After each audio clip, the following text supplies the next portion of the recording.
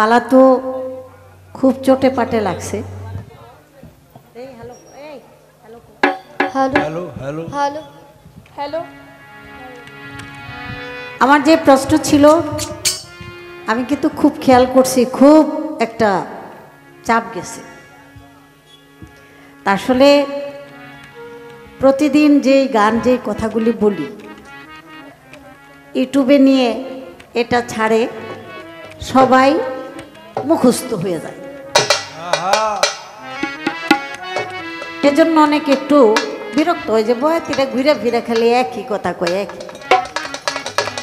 এখনই বাবাজিরা অনেক কষ্ট করে আসছে এই শীতের মধ্যে দাঁড়াইয়া, তো ওই দিকে একটু লক্ষ্য রাখতে হয়, কারণ 10 বাপের 10 বেটা উপস্থিত হয়, কার মনে যে কি চায় সেটা আমাদের একটুখানি বুঝতে হয়। এই জন্য আমরা বিভিন্ন একটু দুহারি, একটু মিউজিক, একটু ধর্তা, একটা দরবারি গান, একটা বিচ্ছেদ গান, কার যেন মনে লাগে যে এইটাই ভাল লাগছে। কারণ আপনারা আরামকে হারাম করে এই শীতের রাতে ঘুম না পেরে এখানে চলে আসছেন, এটা আপনাদের ছিল দায়িত্ব যে আমাদের এলাকায় আমাদের গ্রামে 2টা বয়াতি আসবে, ঘরে আজকে শুয়ে থাকলে কেমন দেখা যায়, শুইতে তো পারবো প্রতিদিনই। তা আপনাদের দায়িত্ব সেটা পালন করছেন, কিন্তু আমাদেরও কিছু দায়িত্ব আছে। সেজন্য আমরা দেখেন কেউ কাউকে কিন্তু ছাড় দিতেছি না। যেভাবেই একটা চাপের মধ্যে থাকে সেও চেষ্টা করতেছে, সে দেখেন কি একটা কঠিন কষ্ট করে, এটা ভাবতে আমার অনেক সময় লাগলো। তো আমি বলার চেষ্টা করব। তো আমার যে কথাগুলি ছিল আমি অনেক সন্তুষ্ট হয়েছি, অনেক খুশি হয়েছি, কারণ প্রশ্নের জবাবগুলি ভালোভাবে যদি আসে বাউলের মুখ থেকে, তাহলে সেটা যে জিজ্ঞাসা করে তারও একটু সফলতা হয়। কারণ সে একটা ভুল জবাব দিলে তার মুখের দিকে তাকায় আমি যদি নীরব থাকি, তাহলে নিজের মনের কাছে কিন্তু একটা প্রশ্নবিদ্ধ থাকা লাগে যে আমি কেন জিজ্ঞাসা করলাম। তো আমি খুবই খুশি। খুশির মধ্যে একটা বিষয় আছে, সে বিষয়টা হলো ইদ্রিস আলাইহিস সালাম, সে একজন নবী হইয়া এই যে এত ছলনা, সে যখন নবী তাহলে নিশ্চিত সে জান্নাতে তো যাবেই নাকি বাবা? নবী যখন সে নিশ্চিত জান্নাতে যাবে, আবার জানার দরকার সে এত তাড়াহুড়া করার কি দরকার ছিল? এটা ছিল তার তো একটা ধৈর্য হারা ছিল। সে আল্লাহর ইচ্ছার উপরে সে প্রাধান্য দেয় নাই। আল্লাহ যখন নিবে তখনই সে যাবে, কিন্তু প্রাধান্য সে দেয় নাই। আল্লাহ ধৈর্যশীলকে ভালোবাসেন এবং ধৈর্যশীলকে আল্লাহ পছন্দ করেন। তুমি নিরাশ হইও না যদি মুমিন হও, মালিক তোমাকে দিবে। এই কথাটাই চিরসত্য। তো এখানে আমার কথা রয়ে গেল যে সে এত বড় একজন নবী হয়ে সে কেন ধৈর্যচ্যুত হয়ে গেল? একটা কথা বলি না যে হয় ধৈর্যচ্যুত সেই হয় পরাজিত, আর যার মধ্যে যত বেশি ধৈর্য থাকবে সে কিন্তু মহান মালিকের ইমানি মহা ঐশ্বর্য লাভ করতে পারে। তাই আপনার কাছে এই কথাটা রইল। শুধু এই কথাটার জন্য আমি কথাটা তুলি নাই, আরো কথা আছে। সে কথাটি হলো ইদ্রিস পয়গম্বর যখন জান্নাতে চলে গেল, কাউরে কিন্তু সে বলে যায় নাই বাবা এই ইদ্রিস পয়গম্বর যে জান্নাতে গেল, সে কাউকে বলে যায় না। সে একটা পলাতকের মতো চলে গেছে, আল্লাহ মাফ করুক। তো সে চলে যাবার পরে নিরুদ্দেশ হবার পরে ওই ইদ্রিস নবীকে কেন্দ্র করে একটা আইন তৈরি হইল, পৃথিবীর বুকে একটা আইন তৈরি হইল। সে আইন আস্তে আস্তে আমার নবীর অর্থাৎ পেয়ারা হাবিব হযরত মুহাম্মদ মুস্তাফা সাল্লাল্লাহু আলাইহি সাল্লামের বংশধরেরাও সেই ইদ্রিস নবীর আইনটা পালন করেছে। তাহলে একটু গভীরে গেলাম। বই পুস্তক কিতাব পাঠ করছি আর খালি নোট ভরছি, কিন্তু এগুলি যে জিজ্ঞাসা করব এখন পর্যন্ত আমি ওই সাইজের বয়াতেই পাইতাছি। বেশিরভাগ আমার লগে তুলা রাশি বয়াতে আয়, কি কইতাম, হ্যাঁ বাড়ি দেওয়ার আগে আগ করে থাকে। তো যাই হোক, এই জন্য মন খুইলা কেউ রে ভালো মতো জিগাইতেও পারি না। এইভাবে চলতে গেলে বাবা আমার তাড়াতাড়ি এই জগৎ থেকে চলে যাইতে হইব। আজকে আমি মহারাজকে পাইছি, এই জন্য আর কবে পাই না না পাই, কারণ উনিও আমার একটু এড়াই এড়াই চলে আর কি। তাই আপনি বলবেন যে সেই কর্মটা কি, সে আইনটা কি? আপনি আগের প্রশ্নের জবাব দিচ্ছেন, আমি খুশি হয়েছি। খুশি হলে তো কিছু দেওয়ার লাগে। আমি 500 টাকা এবং 2টা মালা উপহার দিলাম। একটা হলো নিজের আর একটা হলো আওলাইতা।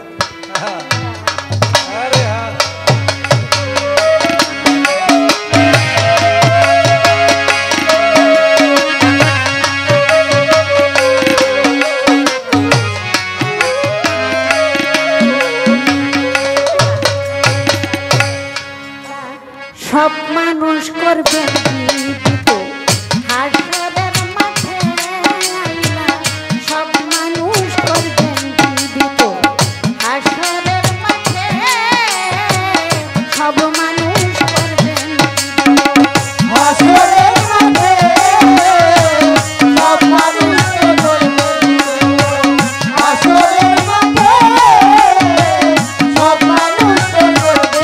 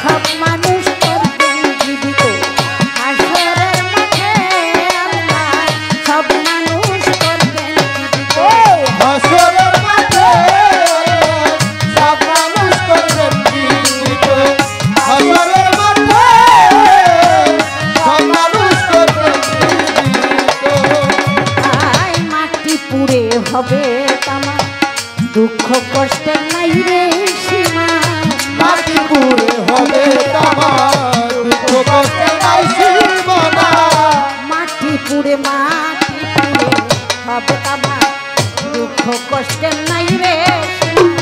ছেলে মেয়ে চিনবে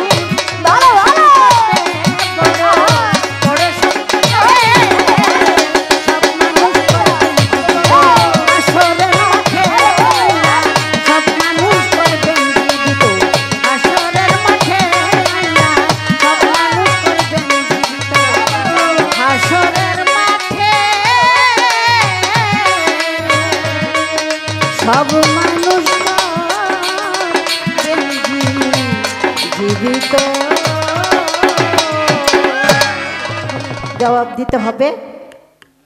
তো সেই জবাব দুনিয়াটা কিয়ামত হবে, হাসরের মাঠ হবে, আল্লাহ বিচার করবে। পুনরুত্থান, হাসর মানে পুনরুত্থান, একত্রিত আবার।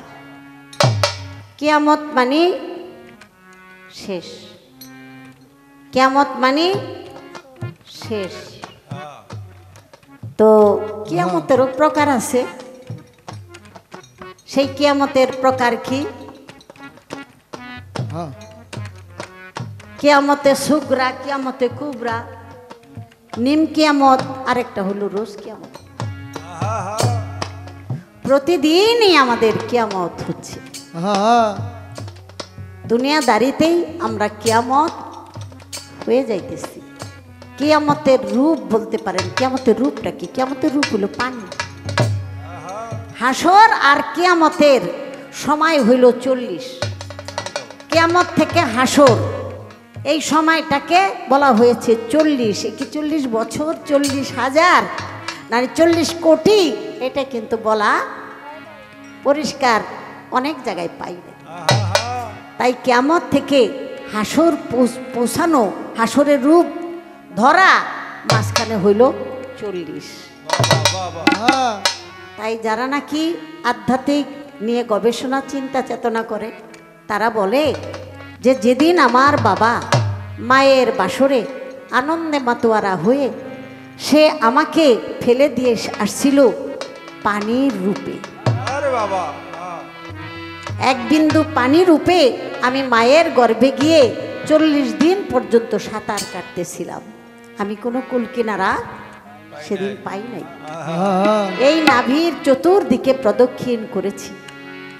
তাই আরেকটু লালন সাইজির অনেক গানেই পাওয়া যায়, মা হইল প্রথম মক্কা। আগে সাম লাগিয়ে ধাক্কা, ওই বাবার ধাক্কায় মায়ের কাছে এসেছি। তাই মায়ের নাভির চতুর্দিকে আমি প্রদক্ষিণ করেছি, সেখানে আমি হজ করেছি।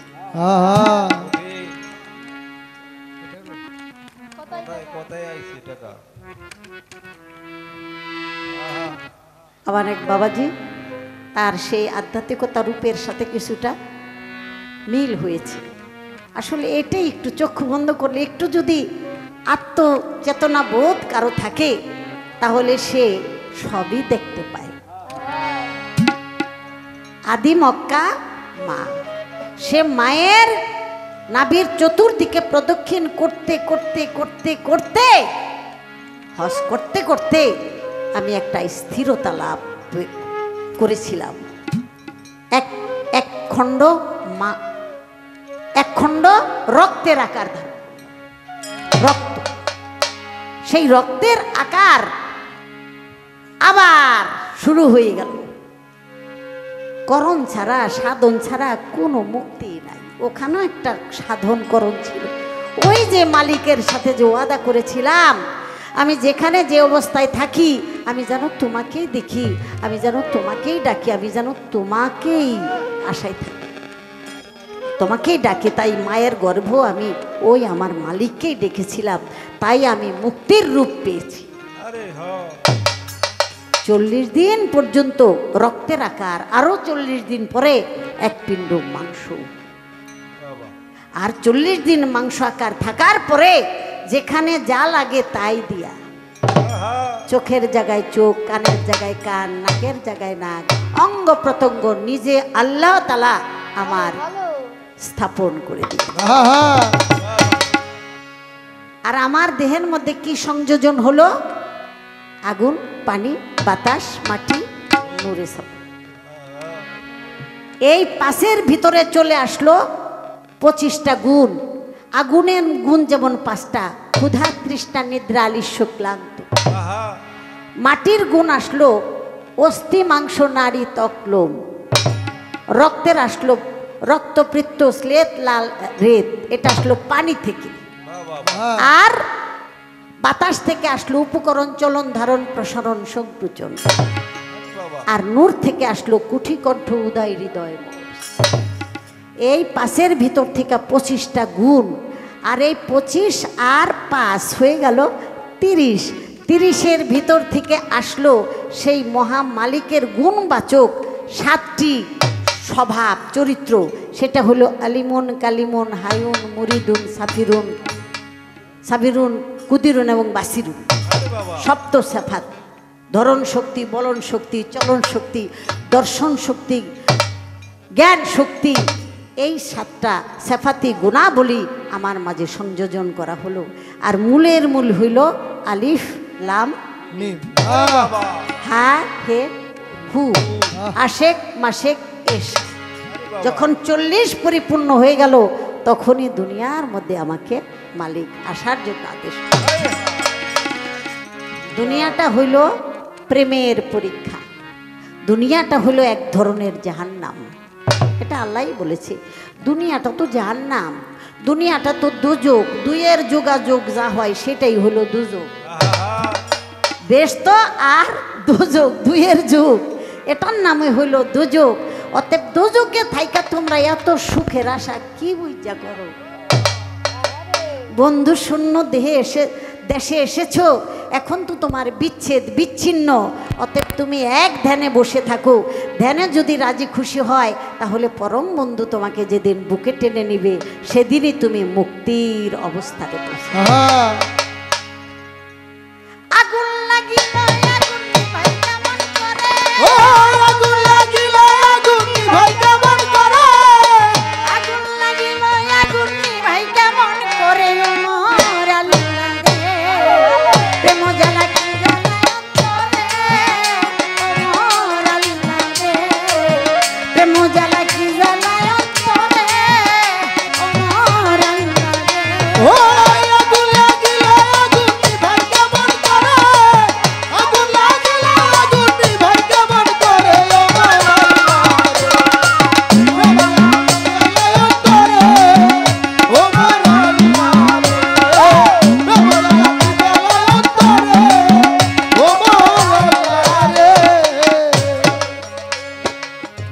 হইল প্রথম ইমাম, প্রথম কাবা হয়, তাই তো মায়ের গর্ভ থেকে এসেছি সবাই। মায়ের গর্ভ থেকে যখন প্রকাশ হইলাম, প্রথম বাবা মাথা আগে আসে বর্তমান। মাথা খানায় আসলো আগে দেখের চিন্তা করে, সব সন্তানটা প্রথম মায়ের পায়ে ভক্তি করে। এই যে মাথাটা আগে আসে, মাথাটা আসলে প্রথম তার স্পর্শ হয় মায়ের পায়ের সাথে।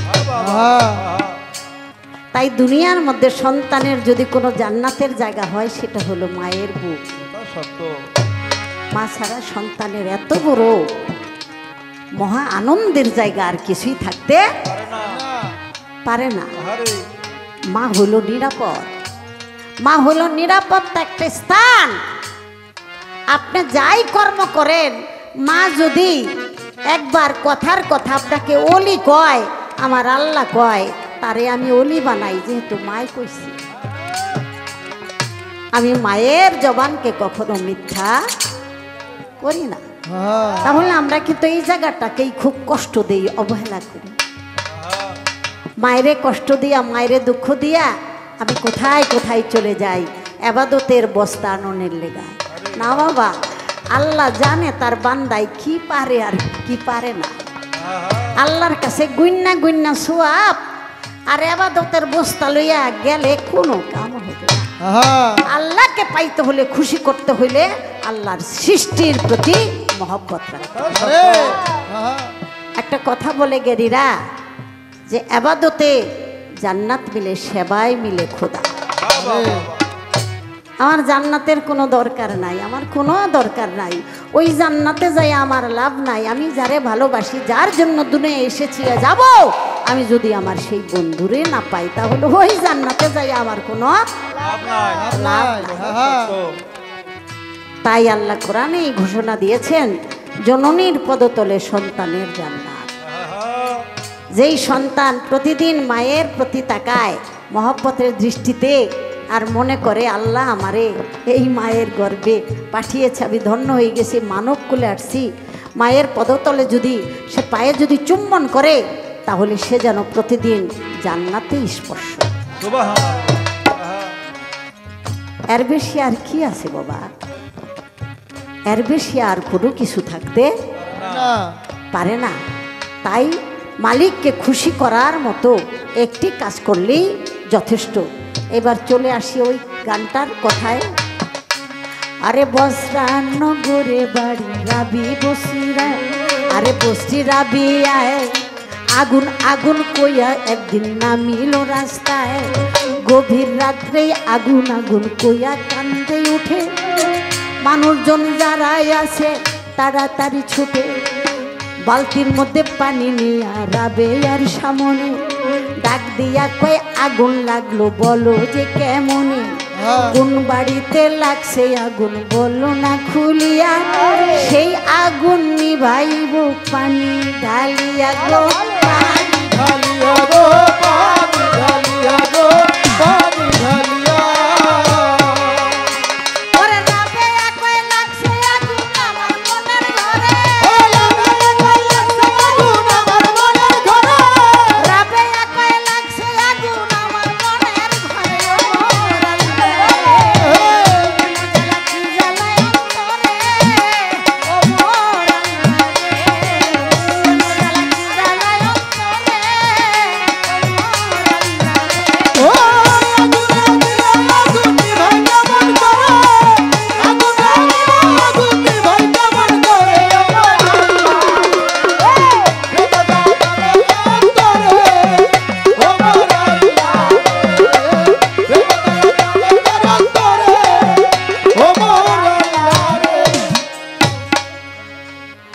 সবাই বলে মনের ঘরে আগুন লেগেছে, মুখের কথা বিশ্বাস কি আর সকলের আছে, প্রমাণ দেখাইয়া দিবা ও গো রাবেয়া, তা না হইলে আজ হইতে হইবা বেহায়া।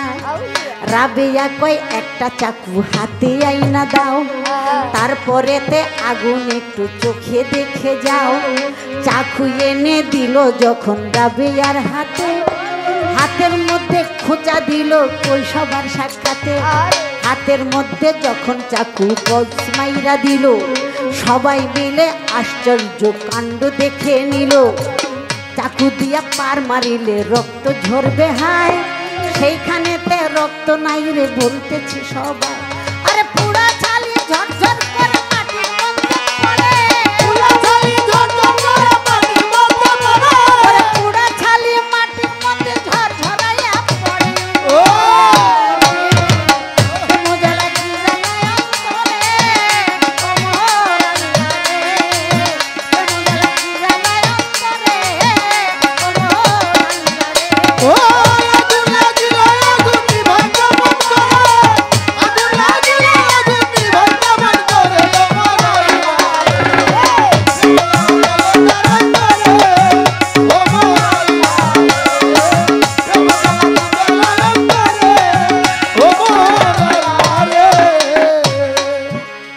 বলে কিভাবে তে হইল ইহা বুঝতে পারলাম না, রাবেয়া কয় তোমরা একটু শুনো ঘটনা, বন্ধুর প্রেমাগুনে আমি পুইরা হইছি সাই, বন্ধু ছাড়া এই বিদেশে কতদিন কাটাই, পরবাসে আইসাই আমি থাকি একা একা, এত খোঁজা খুঁজি পাই না পরম বন্ধুর দেখা, পরম বন্ধুর প্রেমাগুনে ছাই হইছে অন্তরে, আর কতকাল থাকবই আমি এই মিশে ঘরে গো, এই মিশে ঘরে গো, এই মিশে ঘরে গো, এই মিশে ঘরে। একদিনেতে রাবেয়া গাধার পৃষ্ঠে চড়ে, আরে সবার মতো যাইতে ছিল ওই যে কাবার ঘরে, কাবার দিকে যাইতে যাইতে হঠাৎ কি কাম হইল, রাস্তার মাঝে যাইয়া তাহার গাধাটা মরিল, পরে তিনি হামাগুড়ি দিয়া হেঁটে যায়, হামাগুড়ি দিয়া হাঁটে বলতেছি সবাই, কেন হাঁটে? এই রাস্তা দিয়া কত উলিয়া উলিয়া নবী রসুল হেঁটে গেছে, আমি যদি পা দিয়ে হেঁটে যাই তাহলে তাদের পায়ের উপরে আমার পাটা লাগতে পারে, এর নাম হলো আদব বাবা। আদব ছাড়া আর কোনো বন্দেগি নাই। আদবে হইল ইনসানিয়াত, এটাই হইল শ্রেষ্ঠত্ব। আদব, আদবি ইনসান আর বেদবি হইল শয়তান। যার মধ্যে আদব নাই, যার মধ্যে বিনয় নাই, যার মধ্যে নমনীয় স্বভাব নাই, সে কখনো মুক্তি পাবে না। সে যত বড় আবাদত বন্দিগি হোক, মুকরুম আবেদের চেয়ে তো বেশি আবাদত আর কেউ করে না। 9.5 লক্ষ বছর আবাদত করছে, আবাদত করছে, তারপরেও কিন্তু আল্লাহ তাআলা তাকে লান্নত দিয়েছে, অভিশপ্ত হয়েছে। তার মধ্যে মান্যতি ছিল না, মান্যত ছিল না, তার মধ্যে কোনো আদব ছিল না, আল্লাহর হুকুম পালন করে নাই। আল্লাহকে সে বিবেচনার কথা শিখাইছে। আল্লাহ বলছে আমার আদমকে সেজদা করো, সে বলেছে আমি আদমের বড়। এই যে দেখেন, এটাই হলো সবচেয়ে অহংকার এবং সবচেয়ে ঘৃণিত কাজ।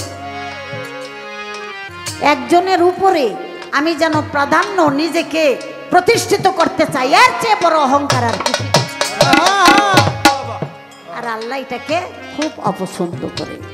তাই মুকরম আবিদ এত বড় ইবাদত বন্দিগি করে মাটির আদমকে সেজদা করতে যখন অস্বীকৃতি জানাইলো, আল্লাহ তাআলা তার প্রতি বেজার হয়ে তাকে পাঠাইয়া দিল কোথায়? একেবারে সর্বনিম্ন। তার টাইটেল কি জানেন? কাফের। আল্লাহ বলেছে সর্বপ্রথম ধর্মে আমি যাকে মেরেছি তার নাম হলো ইবলিস শয়তান।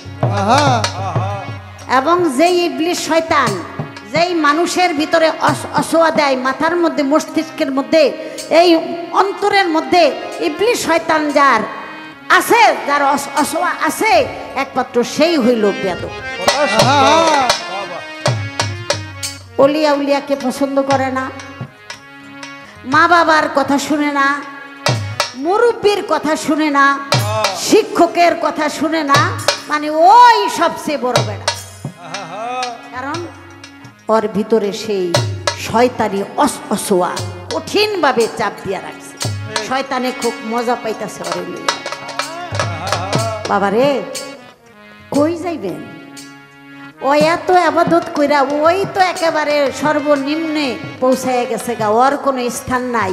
তাই যেই সন্তানের কোনো মুরব্বি জ্ঞান নাই, কোনো জবাবদিহিতার তোয়াক্কা করে না, সে ডাইরেক্ট শয়তান।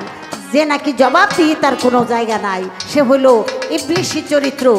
যেমন মনে করেন যেই নৌকার মাঝি নাই, এক মোড়া ধাক্কা দিলে আরেক মোড়া যায়, আরেক মোড়া ধাক্কা দিলে আরেক মোড়া যায়, কারণ ওর কোনো মালিক নাই।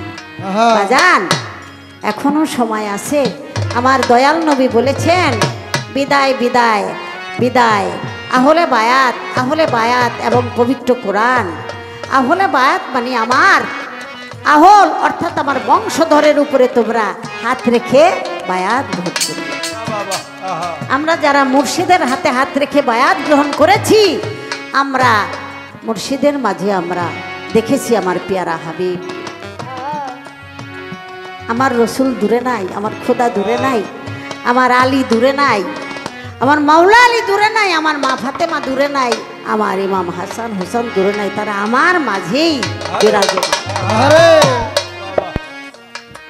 যারা নাকি এই নিয়ম, এই স্বভাবে, এই আকীদায়, এই আদর্শে, এই রেসালাতের মাধ্যমে যারা নাকি চলতে পারে, একমাত্র তারাই আলোকিত মানুষ।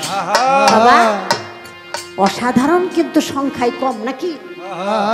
অসাধারণ কিন্তু ভুরি ভুরি হয় না, অসাধারণের সংখ্যা কম। অনেকে কয় তোরা এত ভালো, তগদি দলে মানুষ নাই, কয় না?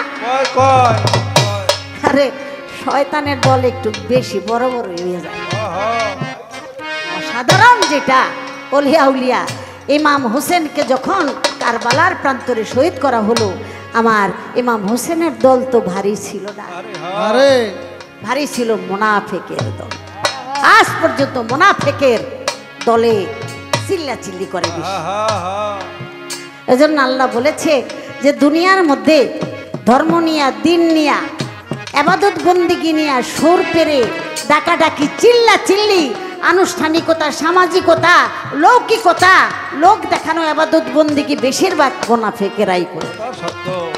আর আমি আল্লাহ অন্তর্যামী, আমি জানি তোমার অন্তরে কতটুকু আমাকে ডাকে, তাই আল্লাহ অন্তরের খবর রাখে।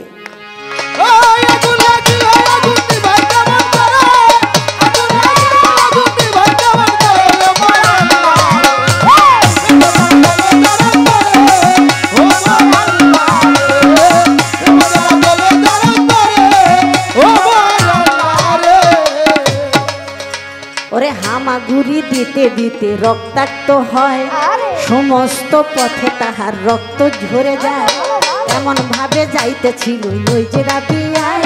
আমার আল্লাহ বলে ওগো কাবা বলতেছি তোমায়, জলদি কইরা জায়গা হইতে উইঠা তুমি যাও, রাবেয়ারে কাছে যাইয়া প্রদক্ষিণ করে লও, রাবেয়ারে কাছে যাইয়া করো প্রদক্ষিণ। এই কথাটা বিশ্বাস করবে যে আছে কিন রে যারা সে।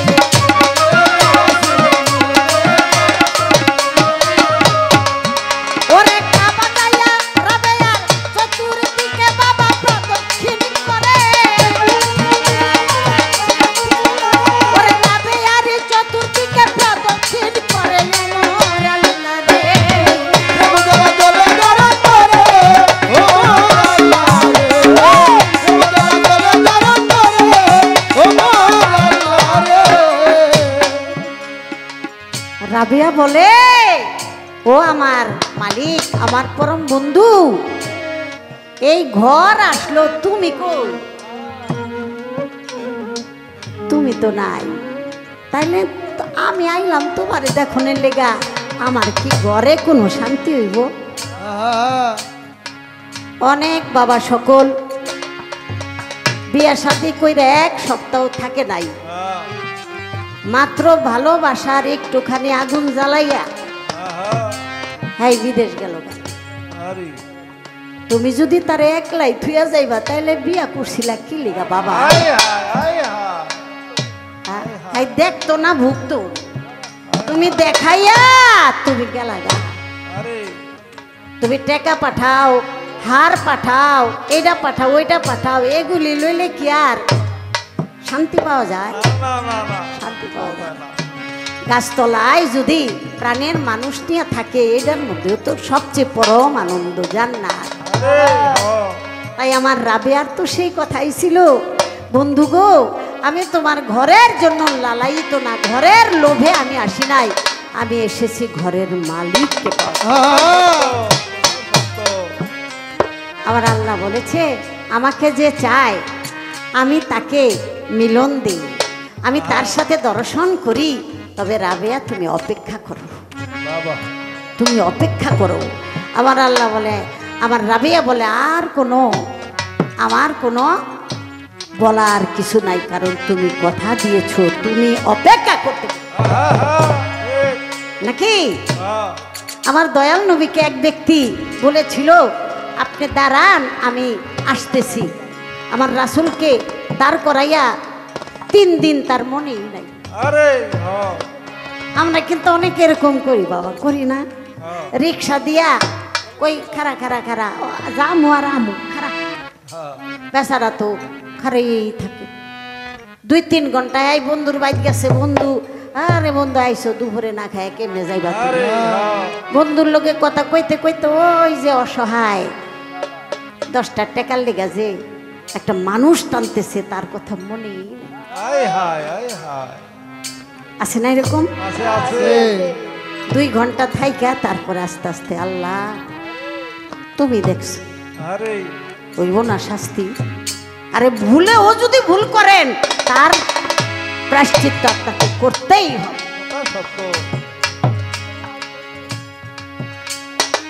সেজন্য আমার দয়াল নবী 3 দিন পর্যন্ত দাঁড়িয়েছিল। ওই ব্যক্তি আইসা কয় আপনি এখনো রইছেন? আল্লাহ আপনি না বললেন যে আমি আসতেছি, আমি যদি চলে যাই আইসা যদি আমাকে না পান তাহলে তো আমার ওয়াদা ভঙ্গ হবে। তখন সাথে সাথে আমার রসুলের পাও ধরে কান্না করে বলল আপনি এত ধৈর্যশীল, পৃথিবীর বুকে আসলেই আপনি শ্রেষ্ঠ। আমার মতো একটা নাদান মানুষ, আমার কোনো দাম নাই, তারপরে আপনি আমার জবানটাকে আপনি এত মূল্য দিয়েছেন। এটা জবানই তো জিব্রাইল নাকি? এই জবানটা এটাই হলো আল্লাহ রসুলের মিলনের মাধ্যম। অর্থাৎ পাক আল্লাহকে ডাকতে হইলে জবানটা পাক থাকতে হবে। কেউ যদি মিথ্যা কথা, মিথ্যা সাক্ষী, অশ্লীলতা, ছলচাতুরি, প্রতারণা এই জিহ্বা দিয়া যদি আমি, ওই যে আল্লাহ বলছে না, তুমি কাকে এতিম বানাইছো, কাকে এতিম বলো, কার ঘাড় ধরে তুমি ধাক্কা দাও, আমি তোমাকে এতিমের চেয়ে আরো এতিম বানাবো। এটা আল্লাহ পুঙ্খানুপুঙ্খভাবে আমাদেরকে বলে দিচ্ছে। আমি কথা কেন বললাম? কারণ আল্লাহর কাছে প্রেমের চেয়ে এত বড় সম্পদ আর কিছু। আশা করি বলে দিলাম ওরে গুণের ভাই, যেভাবেতে কথায় আমি বলে যেতে চাই, বলবো কথা জোড়া গাথা রাখিব না বাকি, অপেক্ষাতে আছে সবাই, আমি চেয়ে দেখি গো, আমি চেয়ে দেখি গো, আমি চেয়ে দেখি গো, আমি চেয়ে দেখি। ওরে প্রথমবার দাঁড়াইয়া একটা জিজ্ঞাস করে, প্রথমবার দাঁড়াইয়া একটা জিজ্ঞাস করে, প্রথমবার দাঁড়াইয়া একটা জিজ্ঞাস করে, ওর আল্লাহ রে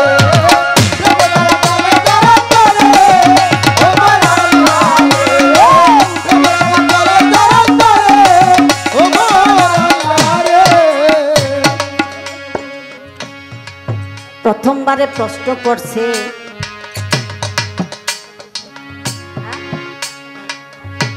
আরে ওইটা তো পাঁচটা তো প্রশ্ন, আরেকটা যে করলো,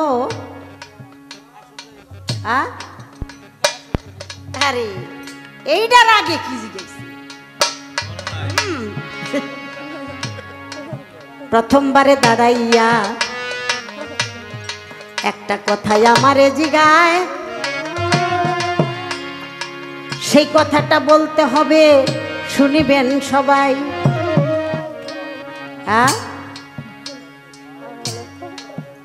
তোরা তো ফাউ ফাউ গাও, ফাউ ফাউ খায়, ফাউ ফাউ খায় না। আসলে আসলে ওরা যদি এত পারতো তাহলে ওরাই তো ভয় তুই যেত। এইটাও কিন্তু আশা। আমরা আমাদের কাজে যে সহযোগিতা করে তার নাম কাজের মেয়ে কই বা খালা কই, তাই না? ঠাস করে কই, এই তোর মাথায় এটা খেললো না, আরে মাথায় খেলে না দেখেই তো আপনার ভাই কাম করে, নাইলে আপনার ভাই তাই তো।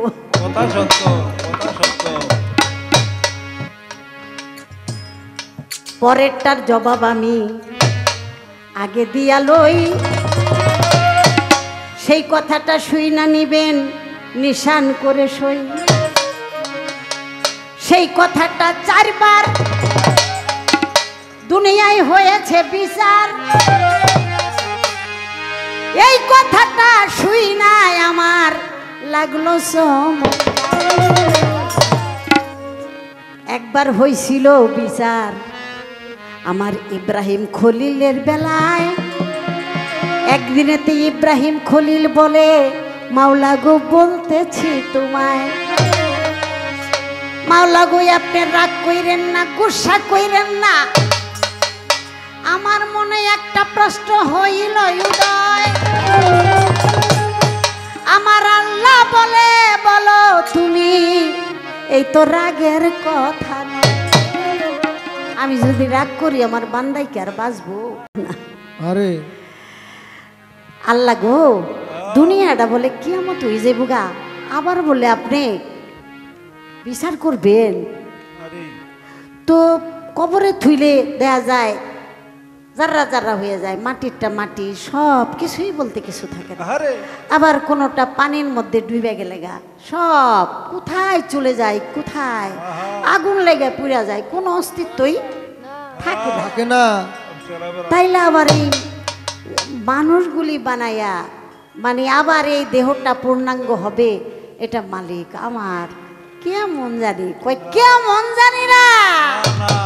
তোমার প্রশ্ন আসছে তুমি দেখো, আমি তোমারে দেখাই। একটা কবুতর, একটা ময়ূর, আরেকটা মোরগ, আরেকটা কাকনি, কাক কাক। অনেক দিন ধরে কই না তো, এর লেগে আবার চাইয়ে থাকি, কারণ যে জানে ওনার ঠোঁট কিন্তু চুপ কইব, এই জন্য দেখি মিলছে। চারটারে তুমি জবাই করো, গোস্তগুলি পুতাতে শেষিয়া কিমা কিমা বানাইয়া দাও, দেখি আমি চাইয়া। আমরা যে টিকা খাই না, টিকা একদম মিহি হইয়া যায়, কিমা বানাই। আচ্ছা, এই গোস্ত চারটা পাখির গোস্ত একবারে কিমা বানাই লাইছে।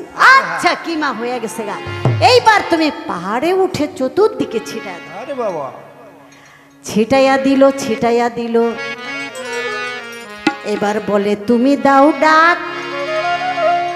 প্রথম যখন ডাক দিল, কোথায় আমার কাক? কাক বলে ডাক দিল, কাকে উড়াল দিয়া তার মাথাতে বসিল।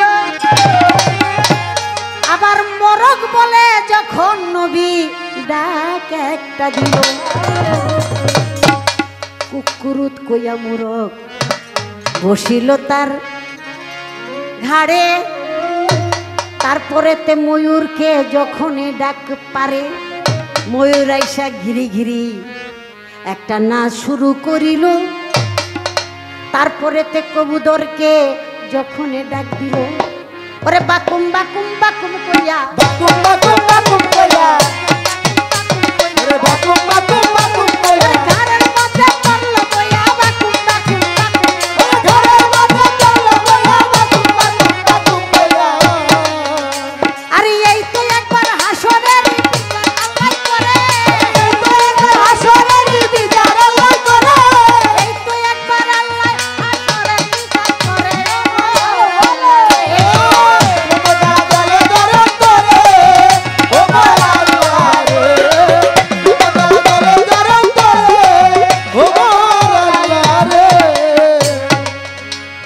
পাঁচটি প্রশ্ন জিজ্ঞাসা করবে, এগুলি আপনাদের ছোটস্থ মুখস্থ কণ্ঠস্থ।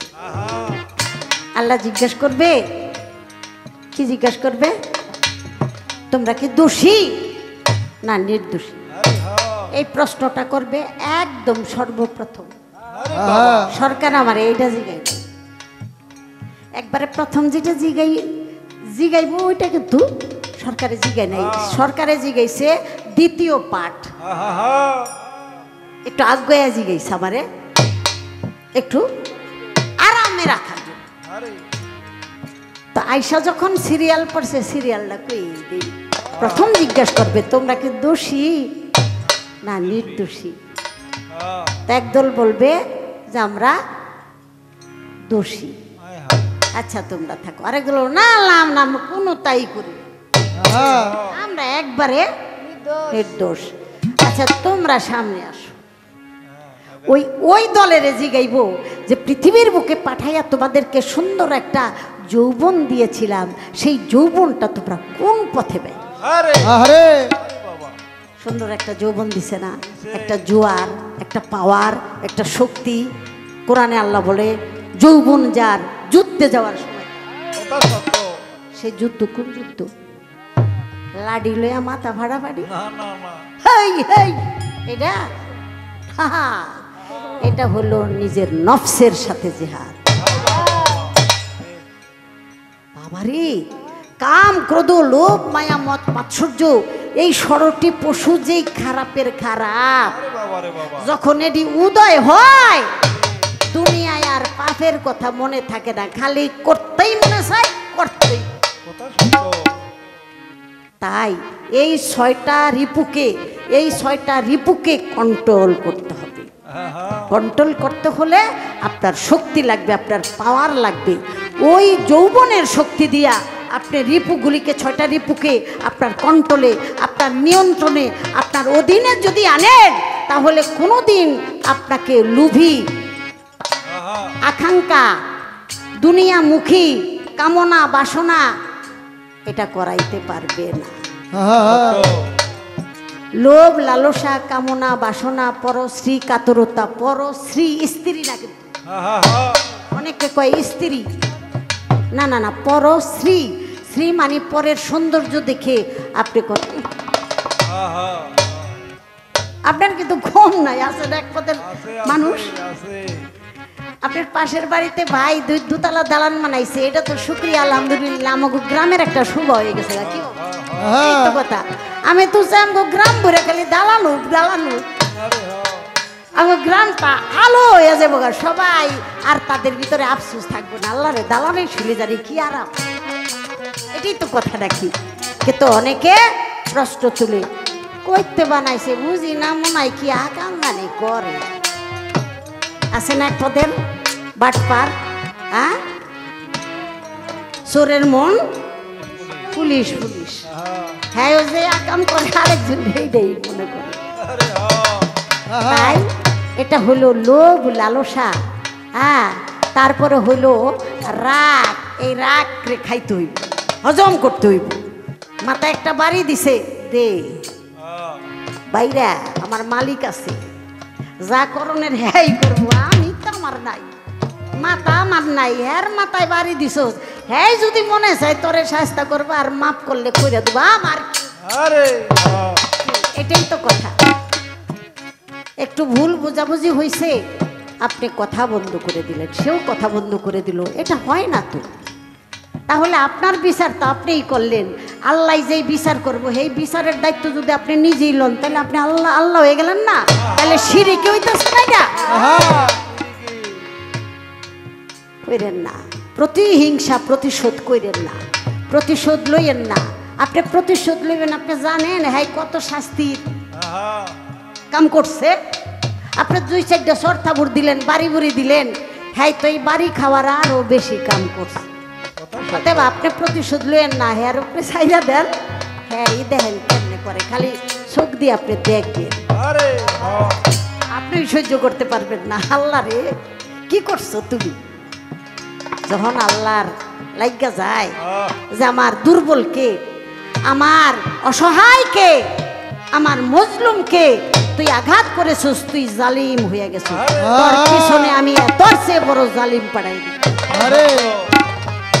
আল্লাহ জালিমের বিচার জালিম দিয়াই করে, অগ বিচার অগ দিয়ে।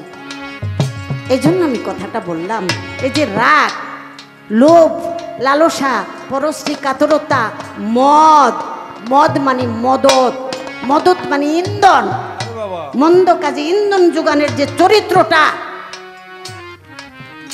ছোট ভাই এই আপনার কাছে দুঃখের কথা কইছে, বড় ভাই এই কথাটা শোভা পাইল, আপনি কি কইলেন, লাগা বেড়া লাগা, এটা ইন্ধন দিলেন আপনি, এটা ওই মদত চরিত্রটা, এগুলিরে আপনার হজম করতে হবে, ওই যে যৌবনের পাওয়ার দিয়া এগুলিকে দমন নিয়ন্ত্রণ করতে হবে। যখন আপনার অধীনে চলে আসবে, আপনি স্বয়ং সম্পূর্ণ, আপনি হয়ে যাবেন পুরুষত্ব, পুরুষত্ব মানে আলোময় আলোকিত, আপনি হবেন প্রতিনিধি, আপনি হবেন স্থলাভিষিক্ত, আল্লাহ দিয়া যাওয়ায় আপনি রে দিয়া তাই।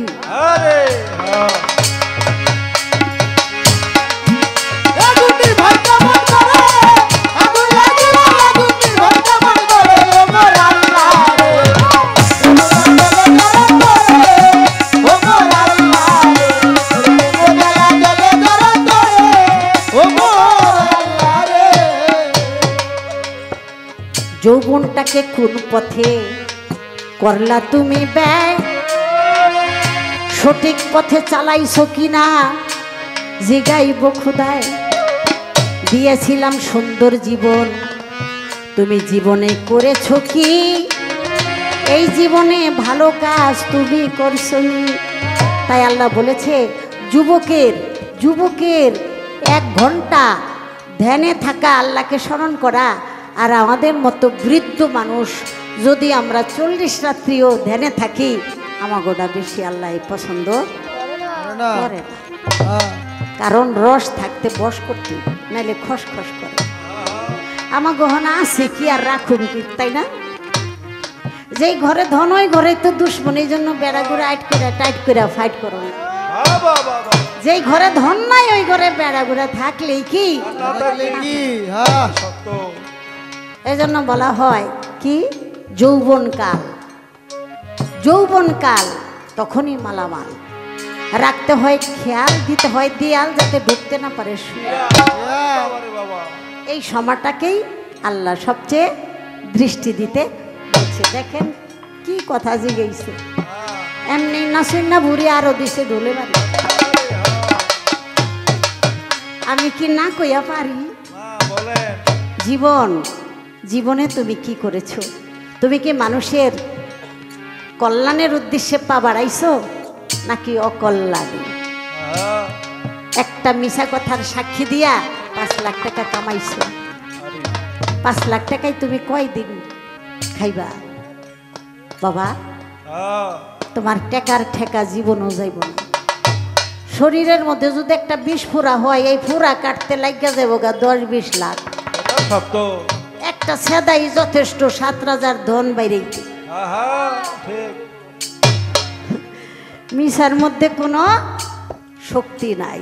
আপনি সত্য কথা বলেন, সমস্যা নাই। আপনারা সবাই থু দেখ, আপনারা মিথ্যুক বলুক, সমস্যা নাই। এই যে একটা শক্তি, সত্য কথার যে শক্তি, এই শক্তি মালিক আপনার দিকে তাকায়। এর মতো বড় শক্তি আর কিছুই থাকতে পারে না। জ্ঞান দিয়েছি তোমাকে, জ্ঞান দিয়ে তুমি কি করেছো?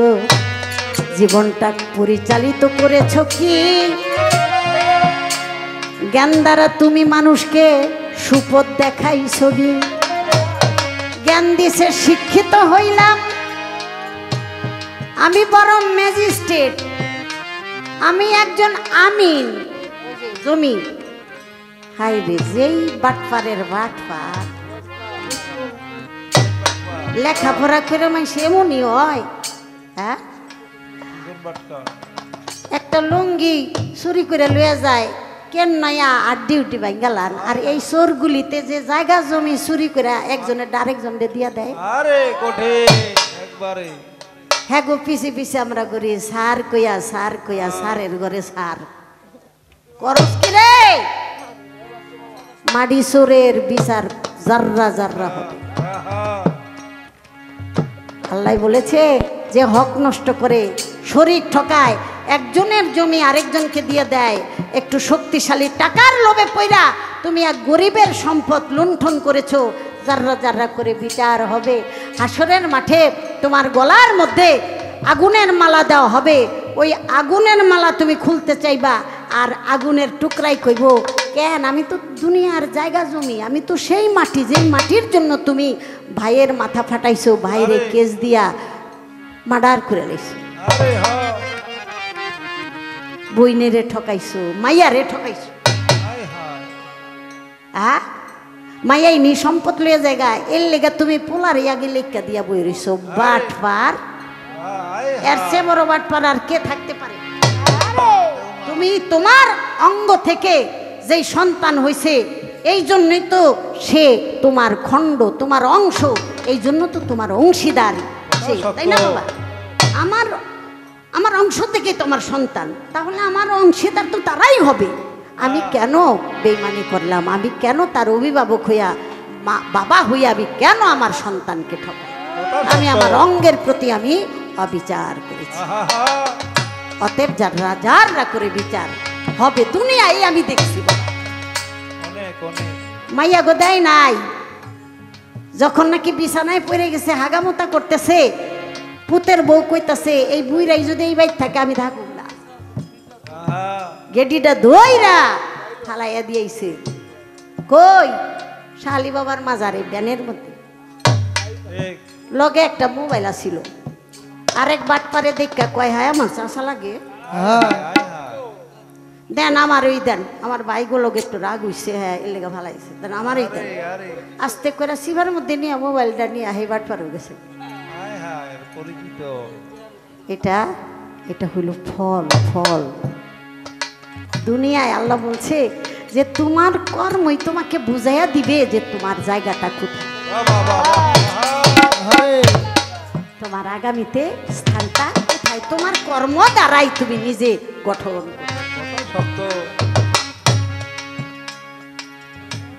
এই হইল শেষ কথা। অনেক কথা বলে ফেললাম বাবা, বেদবি নিবেন না। আমরা যেন শুদ্ধ সই মতে মালিকের কাছে যাইতে পারি। আল্লাহ কইয়া ডাক দিমু, আমি কি আল্লাহর কোনো কাম করছি? কিন্তু বেহাইয়ার মতো আবার ইয়ে জায়গা, কাকরাইল জায়গা কি এর সে বড় বেহাইয়া আর দুনিয়াদারিতে নাই। কাকরাইল কেডাই বইরেছে তোমার খুদায় না তোমার নবী? এমন কোন সাফায়াত করনেওয়ালা আছে যে এত আকাম কুকাম করে তুমি ওখানে দল বাড়ি করলেই মনে করছে ফেরেশতারা তোমারে গুতাইব না? গুতানের সময় গুতা একটাও কম দিব না। তাহলে জীবন, যৌবন, জ্ঞান, ধন, ধন দিয়েছি আমি, হয়েছ ধনী। ধনী মানি তুমি ঋণী। ধনী মানি ঋণী।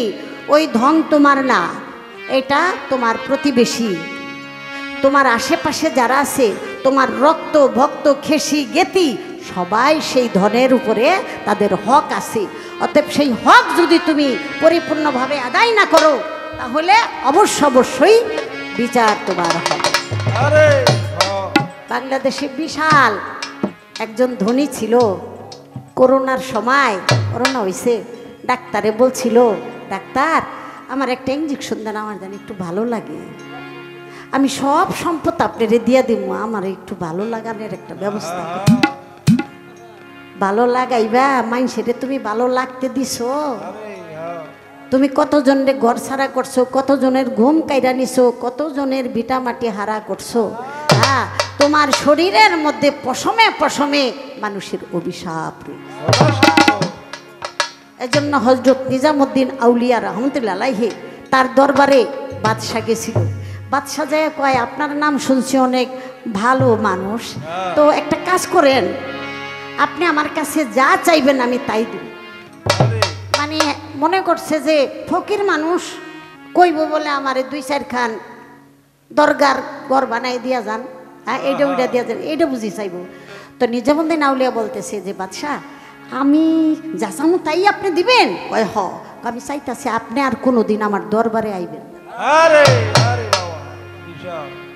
কিল্লেগা যেই দরবারে দুনিয়াদারির রাজা বাদশারা যায় সেখানে অভিশাপ, তাদের সাথে অভিশাপ থাকে, কারণ মানুষের হক নষ্ট করেই তারা বড় লোক হয়।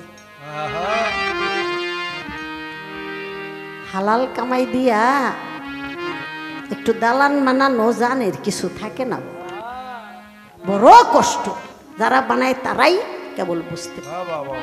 তো সেজন্য আল্লাহ তাআলা আমাকে ধন দিছে, সেটা যদি আমি প্রতিদিন যদি আমি বিতরণ করে দেই, জাকাত মানে খয়রাত না, জাকাত মানে পবিত্রতা। জানেন, জাকাত মানে হইল পবিত্রতা। অর্থাৎ আমার টাকা পয়সা যা আছে এখান থেকে আমার প্রতিবেশী যাদের প্রয়োজন, তারা গরিব না, তাদের প্রয়োজন প্রয়োজন মতো আমি দিয়ে দিলাম, আমার রোজকার জাকাত রোজ পরিপূর্ণ হয়ে গেল। আমার বছর শেষে আমি জাকাত কম দেওয়ানের লেগা আমার জাকাত আইছে 2 কোটি, আমি সেখানে যাই মানুষ ওই সম্পত্তি কমাইয়া লেখাইয়া 2.5 লাখ বানাইছি। কি আছে না? আছে। তাহলে কার লগে বাটপারি করতেছো তুমি?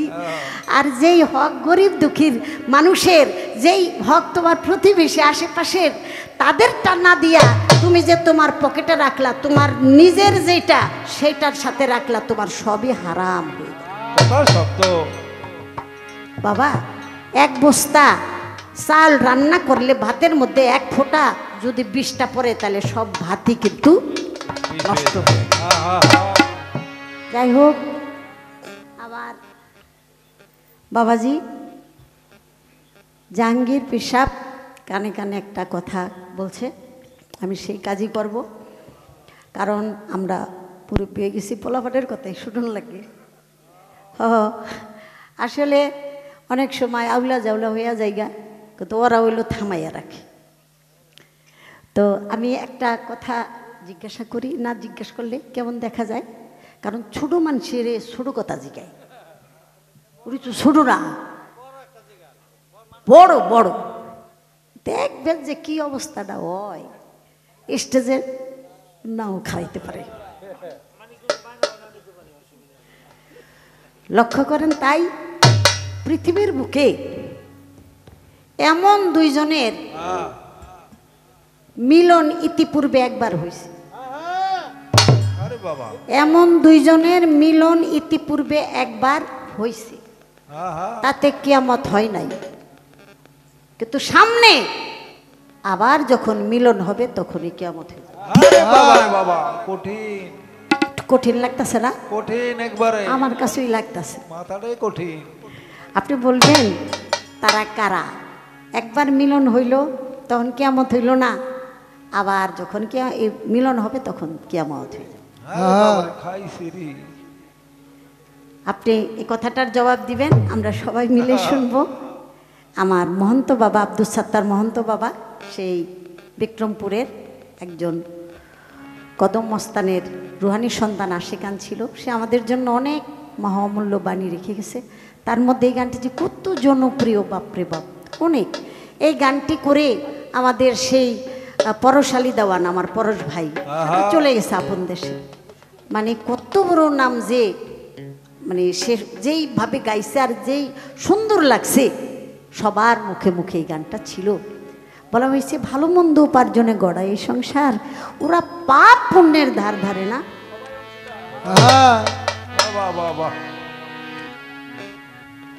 একটা ঘর বানাইছেন, বড় পোলাই থাকবো, ছোট পোলার লিগেও তো একটা কিছু করণ লাগে, ঠেকা না? ছোট পোলার ঘর বানাইতে যাই একটু 2 নম্বরে কাজ হয়ে গেছে। অন্যের ধন আত্মসাৎ করে আমি প্রাসাদ বানাইয়া দিলাম আমার ছেলেদেরকে। আমারে যদি সবাই চোর কয়, ডাকাই কয়, আমারে যদি বাইন্দা লইয়া যায়, আমার পুতেও ফিরা চায় না। তোমারে কি কইছিলাম আকাম কইরা আমাগো দেও কি? আরে তাহলে কার লিগে কি করলাম বাবা? যার লিগে করি চুরি, এই কই চোর। এখনো আমাকে একটু সময় আছে, আমরা যেন হুশ ফিরে আসি, কারণ আমি হারাম কামাইয়া ওদেরকে হারাম খাওয়াইলে ওরা সত্য সহজ পথে আসবে। এই গানটার মর্ম কথাটা হইল এইটা, কি দরকার, শান্তিতে আছি, ডাইল ভাত খাইয়া আলহামদুলিল্লাহ। 1 নাম্বার হোটেল ফ্রেন্স, ওখানে খাইয়া ব্যাস, ওই বেটা রানছস কি না, হোটেল ফ্রেন্স, ফ্রেন্স ফ্রেন্স মানে বন্ধু, খাইয়া মজা নাই, ঠাল ভরা লইছে, মজা নাই, কি রানছস, ফিকা হালাই দিল, আর দুইয়া লাইল, এটা কুকুর বিড়ালে খাবে, এই ব্যবস্থা নাই। অথচ সেই হোটেলের সামনে এক ভিক্ষুক, পা একটা নাই, একটা ওই ফিরার মধ্যে পয়সা, কয়দিন আগের যে একটা তন্দুল রুটি হু গাইয়া একবারে টানিয়ে মানে কাঠ হয়ে গেছে, বাটির মধ্যে পানি, পানিতে ভিজাইয়া ভিজাইয়া খায়, খায় আবার ভিজায়, খায়, খায় আর আসে। খাওয়ার পরে আল্লাহ তুমি কত ভালো খাওয়াইলা, আলহামদুলিল্লাহ, আল্লাহ আল্লাহ, তাই আল্লাহ ভালোবাসবো কারে? আরে শুক্রিয়ার নামই তো সুখ, সুখের নামই শুক্রিয়া। সর্ব জায়গায় যদি আমরা আলহামদুলিল্লাহ, মালিকের, মালিক তো চাইই রয়েছে আমার দিকটা, কি চাইয়াই তো রয়েছে, আমরা যেন মালিকের সন্তুষ্ট আদায় করতে, এটুকু হইল সুখ, এর উপরে আর আমি সুখ বিশ্রয় পাইনি। যা প্রশ্ন ছিল অনেক চমৎকার, অনেক চমৎকার জবাব দিয়েছে এবং অনেক সময় ধরে সুন্দর সুন্দর কথা উপস্থাপন করেছে, সুন্দর সুন্দর গান উপস্থাপন করেছে। যেইভাবে ঠান্ডা আসছে আসলে এতে গান করা যায় না, তারপরেও আমার কাছে প্রশ্ন আছে, জবাব করব, দুটি গান গাবো, তারপরে বিদায় নিব। হায়াতে মুলাকাত, বেঁচে থাকলে আবার কোথাও সাক্ষাৎ।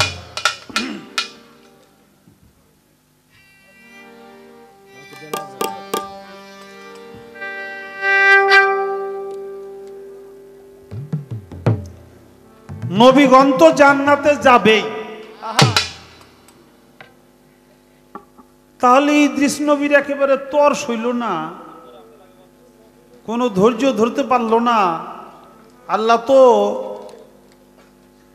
ধৈর্যশীলের সাথে থাকে, অধৈর্য হলে আল্লাহ তাআলা পছন্দ করে না। আর ইদ্রিস আলাইহিস সালাম তো জানতোই যে আমি যখন আল্লাহর নবী, আমরা তো আল্লাহ জান্নাতে নিবি, তাহলে সে তার এত কায়দা কৌশল করার কারণটা কি? আপনি না বললেন দুনিয়াটা হলো জাহান্নাম। জাহান্নামে কে থাকতে চায় বাবা? দুনিয়াটা হলো মুমিনের জন্য জাহান্নাম আর কমিনের জন্য জান্নাত। ইদ্রিস আলাইহিস সালাম এই দুনিয়াটা জাহান্নাম বিধায় এই জেলখানা থেকে, জাহান্নাম থেকে কত তাড়াতাড়ি আমি মুক্তি পাইতে পারি, এই জন্য সেই কাজটি করেছিল। সেই ইদ্রিস নবী হইতে একটা আইন মুহাম্মদ নবী পর্যন্ত চলে আসছে, মুহাম্মদ নবীর উম্মত পর্যন্ত চলে আসছে। সেই আইনটা কোনটা? সে আইনটা হলো হিকমত। অর্থাৎ ইদ্রিস নবী বেস্তে যাইব হিকমত করে, বুদ্ধি খাটাইয়া, তারপরে আজরাইলের সাথে দুস্তি করে তার দিয়ে জান কবজ করাইছে আল্লাহর হুকুম ছাড়াই। এটা হলো হিকমত। আল্লাহর কাছে কত তাড়াতাড়ি যাওয়া যায়। এই জন্য যে যার সাথে কথা বলো হিকমতের সাথে বলো, আল্লাহর কাছে কিছু বলবা হিকমতের সাথে বলো।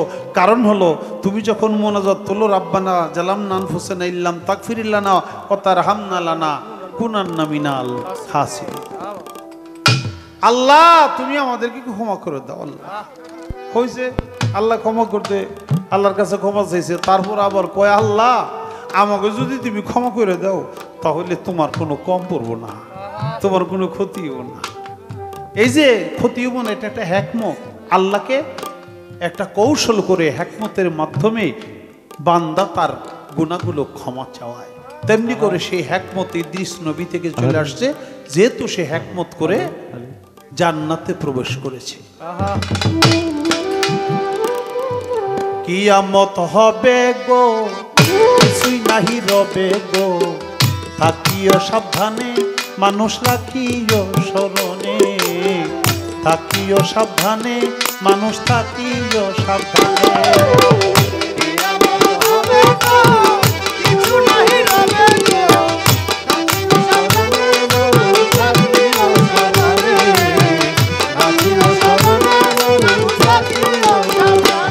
তোমরা আল্লাহ নামের তসবিহ জপ বসে নিশি দিনে, আল্লাহ নামের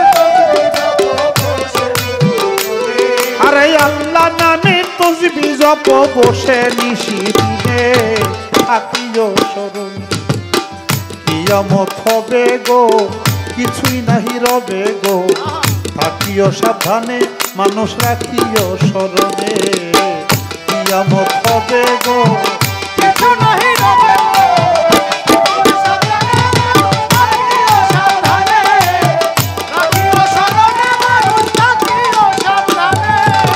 বিছানাতে নিদ্রানিতে যাইবে যখন, আরে তওবা করো দরুদ পড়ো মুক্তির কারণ। মানুষ বিছানাতে নিদ্রানিতে যাইবে যখন, তওবা করো দরুদ পড়ো মুক্তির কারণ। দেহ তোমার হবে ধ্বংস নিঃশ্বাসের শেষ দিনে, মাটির দেহ হবে মাটি গেলে গোরস্থানে। দেহ তোমার হবে ধ্বংস নিঃশ্বাসের শেষ দিনে, মাটির দেহ হবে মাটি গেলে গোরস্থানে। আরে দুনিয়ার ওই আশা, আরে দুনিয়ার ওই জেলখানাতে আসামি সব জনে, আরে দুনিয়ার এই জেলখানাতে আসামি সন্তানে, থাকিও সাবধানে। কিয়ামত হবে গো, কিছুই নাই হবে গো, থাকিও সাবধানে মানুষ রাখিও স্মরণে, থাকিও সাবধানে মানুষ রাখিও স্মরণে।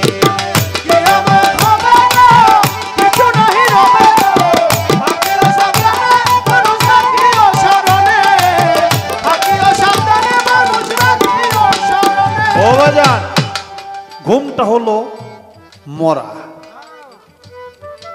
তাই যখন তুমি ঘুমিয়েছো, ঘুমে যাবা, ঘুমে যাওয়ার আগে অন্তত বারবার বারবার মহান মালিকের কাছে তওবা করে পীর মুর্শিদের নাম, পীর মুর্শিদের ছবি স্মরণ করে তারপরে তুমি নিদ্রায় যাও। যদি তোমার এটা শেষ নিদ্রা হয় তাহলে যেন তোমার মুর্শিদের নামের উপরেই তুমি যাইতে পারো। অন্ধকার কবরের একদিন হইবারে বাসিন্দা, অন্ধকার কবরের একদিন হইবারে বাসিন্দা, যেদিন তোমার মানব দেহে লাইগা যাবে সন্ধ্যা। অন্ধকার কবরের একদিন হইবারে বাসিন্দা, যেদিন তোমার মানব দেহে লাইগা যাবে সন্ধ্যা। ভবের মায়া ভবে থুইয়া যাইবা খালি হাতে, আইসো একা যাইবা একা কেউ যাবে না সাথে। ভবের মায়া ভবে থুইয়া যাইবা খালি হাতে, আইসো একা যাইবা একা কেউ যাবে না সাথে। তোমার সারা অঙ্গ জড়াইবে সাদা কাপড়ে, তোমার সারা অঙ্গ জড়াইবে সাদা কাপড়ে। রাখিও স্মরণে কিয়ামত হবে গো, কিছুই নাহি রবে গো। থাকিও সাবধানে মানুষ রাখিও স্মরণে, থাকিও সাবধানে মানুষ রাখিও স্মরণে।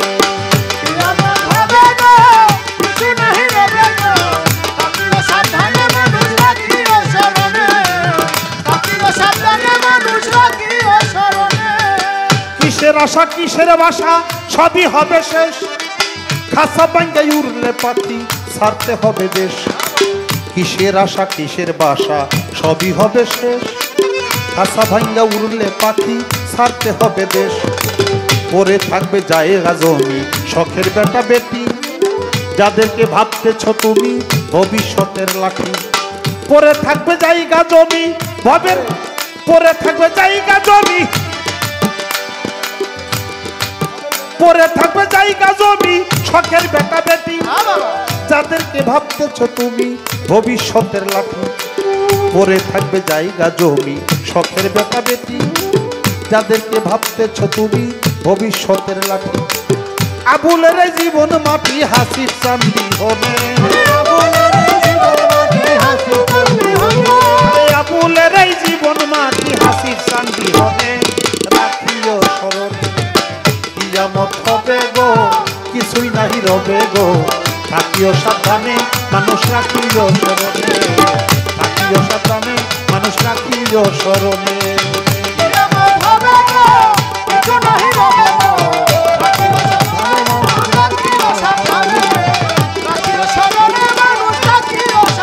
তোমরা আল্লাহ নামের তসবিহ জপ বসে নিশি দিনে, আরে আল্লাহ নামের তসবিহ জপ বসে নিশি দিনে। রাখিও স্মরণে কিয়ামত হবে গো, কিছুই নাহি রবে গো। থাকিও সাবধানে মানুষ রাখিও স্মরণে, থাকিও সাবধানে।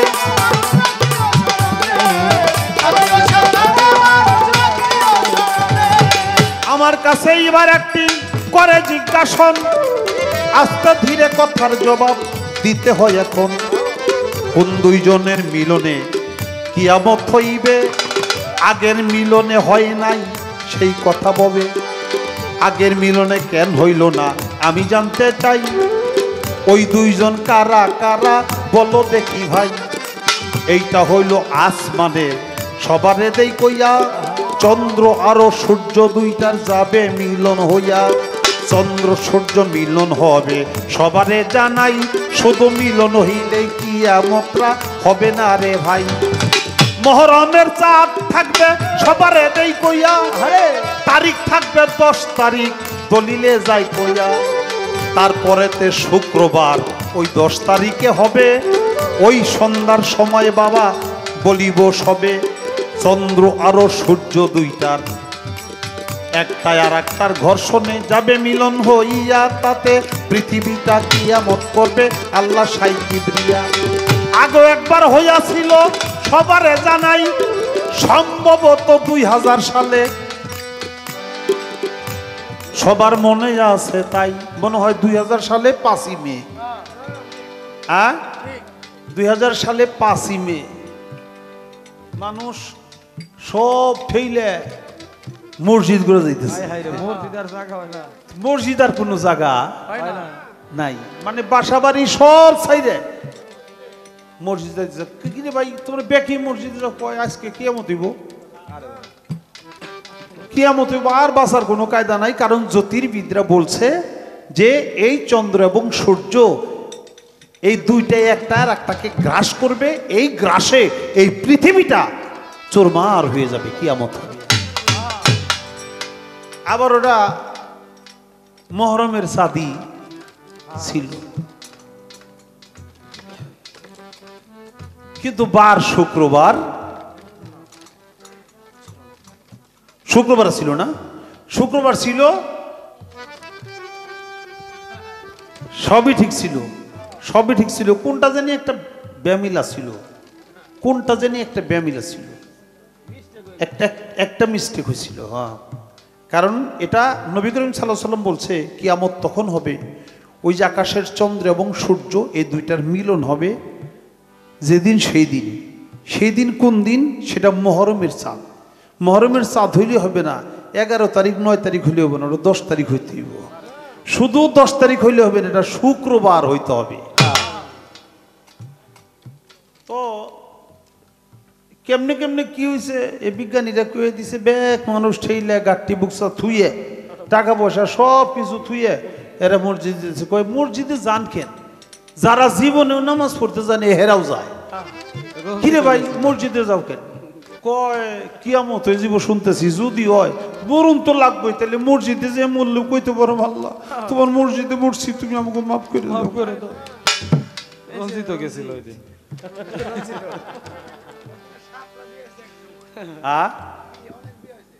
তাই সেই তারিখে হয় নাই, কিন্তু এটা নবীর কথা, হাদিসের কথা যে মহরমের চাঁদ। আসলে এখানে একটা বিষয় আছে, মহরমটা কি? মহরম মানে রক্ত ঝরা, সবারে জানাই প্রথম মাসে রক্ত ঝরে তারে মহরম কয় ভাই। প্রথম মাসে যে রক্ত ঝরে তার নাম হইল মহরম। মহরম শব্দের অর্থ রক্ত ঝরা। 10 তারিখ, এটা হলো 10-এর দিক।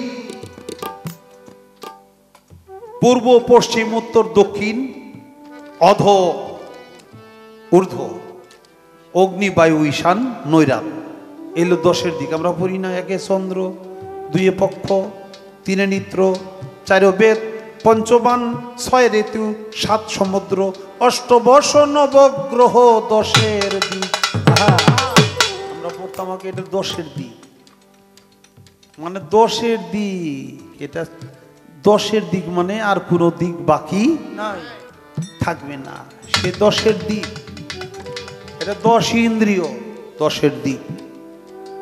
আমার পা থেকে মাথা পর্যন্ত 10 ইন্দ্রিয়ের সমস্ত খেলা, এই হইল 10-এর দিক। আর শুক্রবার, শুক্র মানে হইল বীর্য। শুক্র অর্থ হইল বীর্য। আমি আমার পিতার মস্তকে ছিলাম, সেই বীর্য বিন্দুমণি হইয়া, আর ওইটাই মাতৃ রেহেমে ঢেলে দিয়েছিল। ওইটা হলো শুক্রবার, মানে হলো জুম্মাবার। জুম্মাবার মানে হলো জমায়েত বার।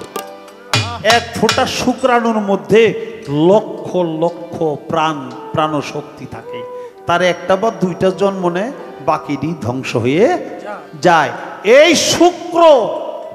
এই শুক্রের জমায়েতকে বলা হয়েছে শুক্রবার। এটা হলো আধ্যাত্মিক হিসেবে বলার জন্য চেষ্টা করলাম, আর তো নাই। আমার কাছে প্রশ্ন করছে এক গোসাই,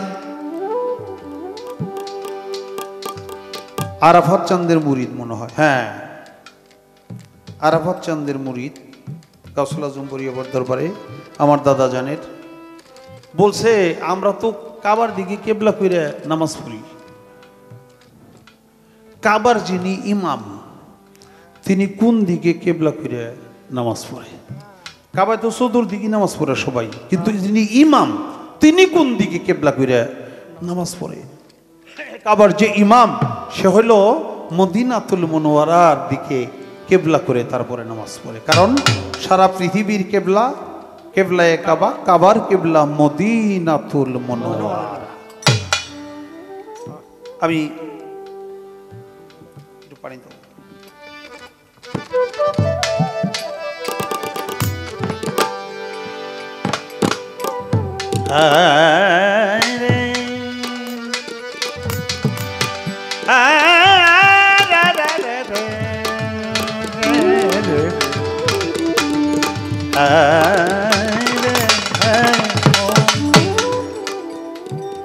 কিসের আশা কিসের বাসা সবই হবে খাসা বাইঙ্গা উড়লে পাখি ছাড়তে হবে দেশ।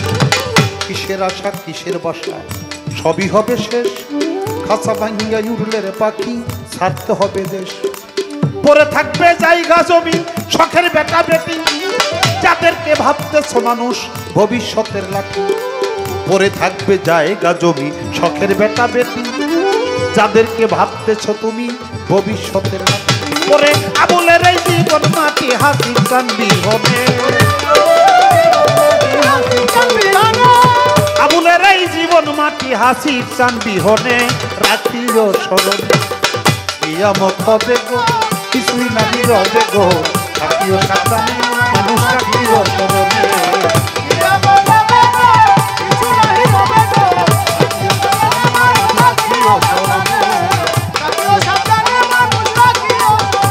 মানুষ আল্লাহ নামে তসবিহ জপ বসে নিশি দিনে, যার যার মুর্শিদ নামের তসবিহ জপ বসে নিশি দিনে। রাখিও স্মরণে কিয়ামত হবে গো, কিছুই নাহি রবে গো। রাখিও সাবধানে মানুষ, রাখিও স্মরণে।